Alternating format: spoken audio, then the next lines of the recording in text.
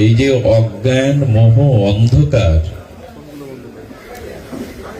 এটি ঐকান্তিক ভাবে দূর করার উপায় কি, এই প্রসঙ্গেই আমরা আজকের আলোচনায় ব্রতী হব।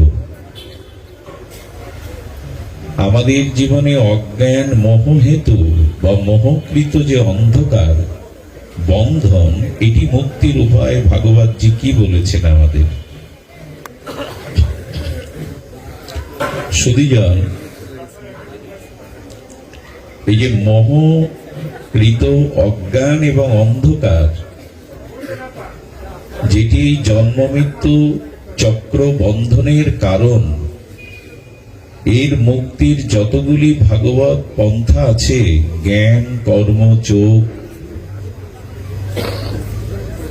এবং প্রেম ভক্তি, সর্বোপরি সর্বশ্রেষ্ঠ আর সর্ব উত্তম পন্থা হল সাধু সঙ্গ।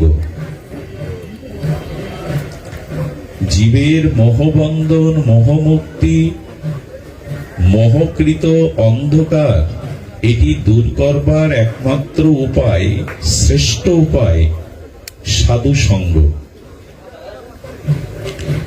এই সাধু সঙ্গ বিষয়টি আমাদের একটু অনুধাবন করতে হবে। ভগবান কপিল দেব তার নিজ জননী দেবহতী মাকে এই প্রসঙ্গে বলেছেন ভাগবতে, যেটা কপিল গীতা নামে খুব প্রখ্যাত।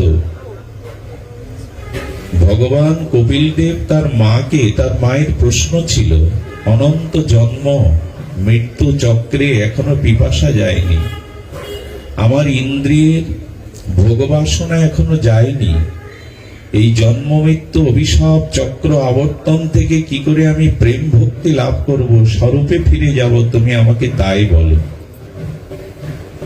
তো দেবাহুতি জননীর এই প্রশ্নে ভগবান কপিল দেব এই প্রসঙ্গটি তুলেছেন। আপনারা একটু ধ্যান দিন, মনোযোগ দিন। শতং প্রসঙ্গ নাম বীর্য মমসং বিদ ভবন্তি হৃৎকর্ণ রসায়ন কথা তস্য জনত দস্য অপবর্গবৎপানি শ্রদ্ধা রতি ভক্তি ক্রম অনুক্রম মিশ্যতি। এখন এখানে শতাং বলেছেন, সাধু সঙ্গের কথা প্রথমেই উচ্চারিত হয়েছে। আর দেবশ্রীপাদ নারদ তো বলেই দিলেন, ভাগ্যদয়েন বহুজন্ম সমর্জিতেন সৎ